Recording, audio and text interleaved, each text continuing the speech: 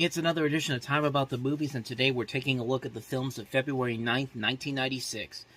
5 movies in particular to look at today, so let's go ahead and jump on into it. And we'll start off, of course, with the biggest new release of the weekend, and that is, of course, John Travolta and Christian Slater in the action thriller Broken Arrow.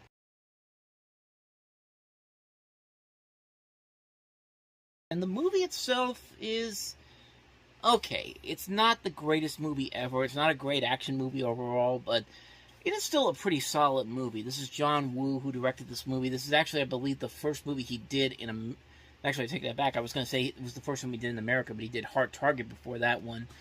But this was the movie that kind of jump-started his action film career in the late 90s, because after this, of course, he would reunite with Travolta again for Face Off, which is a far superior movie compared to this film, but we'll get to that when we get to 97. But Broken Arrow overall is a very fun movie. It's a very flawed film, nevertheless. It's still a very solid action movie all around. John Travolta's having the time, and Christian Slater work off each other very well. You can tell Travolta's having the time of his life with this performance that he's given. I mean, he has probably the best line in the entire movie. The way he just has to say the line, "Yeah, ain't it cool?" But only John Travolta can make it sound as badass as it does in this movie. Just that one simple line makes it all the more badass. And interestingly enough, John Travolta was actually going to play the Christian Slater role in this movie, and Christian Slater was going to be Travolta, but they switched that around, and maybe that gave him the idea for Face Off, honestly, to have him, is of course with that premise right there. But again, we'll save that one for when we get to 97. But the film overall is a lot of fun. It's a very solid action film. Story-wise, not the best, but you know what? It works on all the other levels. The music overall is great. Hans Zimmer does a great job with the score.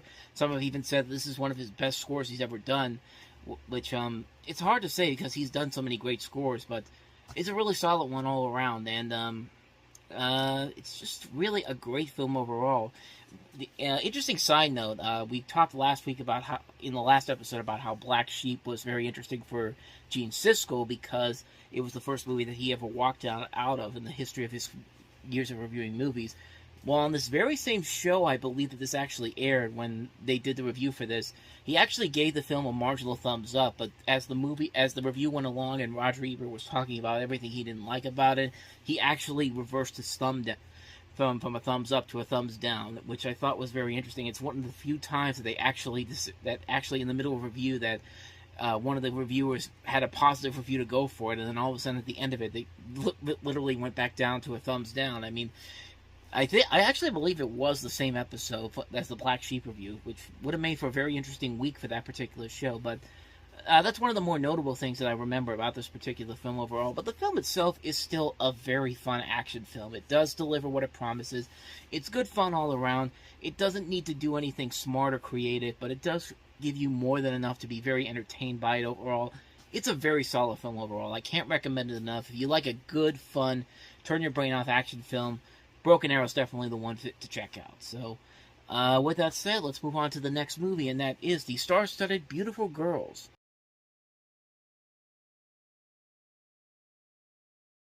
So in the film, you see Matt Dillon's in this, also Lauren Holly, Timothy Hutton, Rosie O'Donnell, Marshall Plimpton, Martha Plimpton, I should say. Marcia Plimpton, what am I saying? Martha Plimpton, Natalie Portman, Michael Rappaport, Mira Sorvino, Uma Thurman. This is directed by Ted Demme, who had just done The Ref and also did Who's the Man? And makes another pretty good film overall here. It's a nice little ensemble comedy. The performances overall are very strong. The writing overall is very good. It fits the theme of the 1990s overall. It's a decent little romantic comedy. There really isn't anything too spectacular about it to make it kind of stand out on its own. Sometimes it can be a little too formulaic at times, but the movie for the most part works because the cast is so very good in this film, and this is one of Natalie Portman's early film roles, and I wouldn't be surprised if this was actually the one that actually convinced George Lucas to cast her in Star Wars: The Phantom Menace. I could be wrong on that, but she really is one of the standouts of this film, and everybody in this movie does a really good job in here. The writing is very solid, and it really doesn't really have a lot there.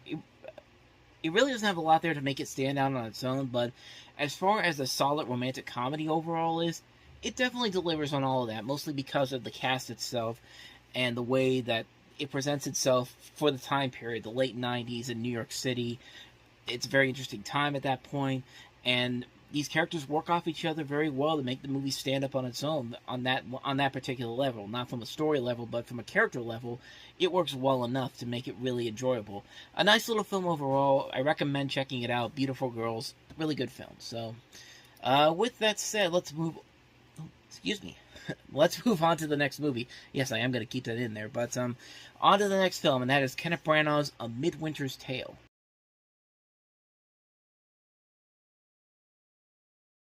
Box Office Mojo calls it A Midwinter's Tale when it's actually called In the Bleak Midwinter, and it's a British romantic comedy written and directed by Kenneth Branagh.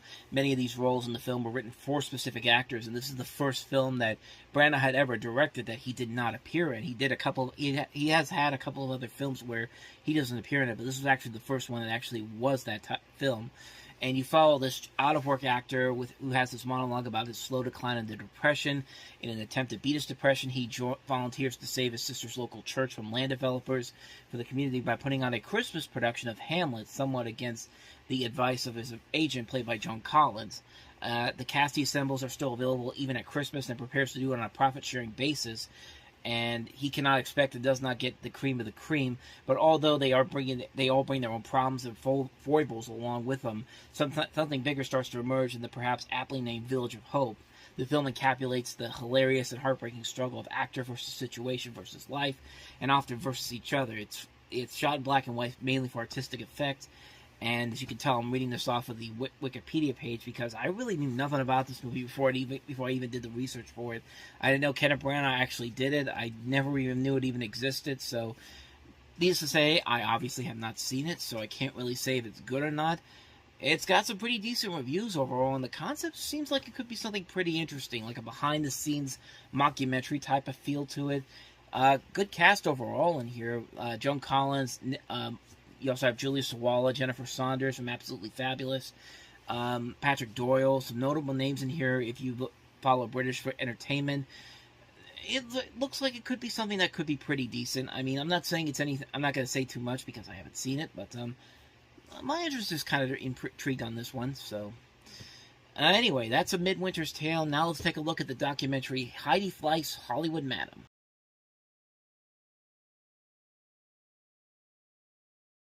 So some of you might be a little too young to know who Heidi Fleiss was. Well, Heidi Fleiss basically ran an upscale prostitution ring based in Los Angeles in the 1990s and was often referred to as said Hollywood Madam. She'd also worked as a columnist and a television personality regularly in the 90s, and by 1990, Fleiss severed her links with several of the people that she worked with, beginning her own prostitution ring. By 91, she became very successful. She was able to reject women who wished to work with her. And by 93, but then in 93, she was arrested for multiple charges, including attempted pandering. And they went through all these different federal charges that were filed in 94. Fleiss posted $1 million bail. 2 years later, her conviction was overturned. Her appeal bond was set at $200,000. She was then arrested again for tax evasion in 1996 and sentenced to 7 years in prison, even though she only served 20 months in California and was actually released to a halfway house in 1998. There's a huge story behind this person, and she actually turned it into a decent reality show career in the 2000s. There was a made-for-TV movie about her with Tony Soprano's daughter, Jamie Lynn Scala. There was also a number of reality shows she was in, including Celebrity Rehab with Dr. Drew, Celebrity Big Brother. She actually had an instructional DVD called Sex Tips with Heidi Fleiss and Victoria Sellers. I mean, there's a lot behind this story, and there is a lot of intriguing things about this particular person, and it definitely shows in this documentary. I like the way that this film doesn't really make Heidi Fleiss either the hero or the villain in this. You have to really decide on who this person really is. And that was kind of the point of the movie. The director of this, Nick Broomfield, attempted to discover if Fleiss truly is a horrible person and what made her that way. And the film does a kind of a good job of making you want to think about it yourself. Like, is this person really as bad as everyone made it out to be? Or is there something more about this person that we don't really know about that's actually kind of the thing that made her want to do it this way? And it's a very intriguing documentary, to say the least. This is a very captivating story. Even if you don't have a huge knowledge of who this person was, you can watch this movie and really question whether or not this person was really who she really made herself out to be. It's a very intriguing little documentary that doesn't give you the straightforward answers you want for something like this. And I think that's actually what makes it kind of work that way. It's a very intriguing film overall, and it's a very intriguing documentary that I'd highly recommend checking out.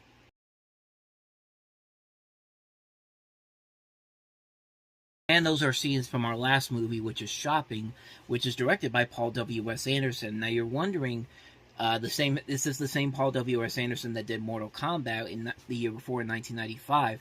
However, this was actually the first movie that he actually directed. It was actually filmed and shot in the UK in 1990. It came out in 1994, and then I guess after Mortal Kombat's success, they released it here in America. And you see a lot of notable names in this movie. You see Sadie Frost. You see Jude Law in one of his earliest film roles. He actually met his wife, Sadie Frost, on the set of this film in particular. You also have Sean Pertwee, who you later see as Alfred in the Gotham TV series. Sean Bean's also in this. Jonathan Pryce is also in this. Jason Isaacs is also in this. The film has this very unique look to it that's kind of reminiscent of something like Blade Runner in Gotham City. That's one of the reviews of this movie actually called it. It looks very slick. I don't really know for sure about the movie itself because I haven't seen the film. But from the trailer, the rest of the trailer that I saw for this actually looked pretty promising. Like, it looked visually interesting, kind of reminiscent of something like Dark City, which went on to become this cult film in the 90s. And we'll get to that one eventually when we get to 98. But it looks visually interesting on that level. I don't really know too much else about the movie itself. You basically have a story about British teenagers who indulge in joyriding and ram raiding, and that's pretty much everything everything I know about this movie per se. But I don't know, my interest is kind of peaked on it. Maybe one day I'll definitely check it out. But that came out this weekend in America, so I'll cover it here. So that is Shopping for you from Paul W.S. Anderson. So on that note, we wrap up this edition of Time About the Movies. Next time we meet, we'll look at the films of President's Day weekend 1996. 4 movies in particular, 4 notable films, honestly. We have Adam Sandler with his second film after Billy Madison, Happy Gilmore.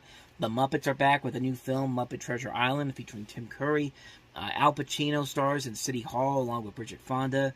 We also have Ellen DeGeneres and Bill Pullman starring in the comedy Mr. Wrong. So 4 movies to look at next time. We'll delve into those on the next episode. But until then, thank you very much for watching, and if you want to see more videos like this, please hit the playlist on the next page, check out the previous episode, and I will see you guys tomorrow for another episode. So thank you guys for watching, I'll see you next time, and until then, as always, take care.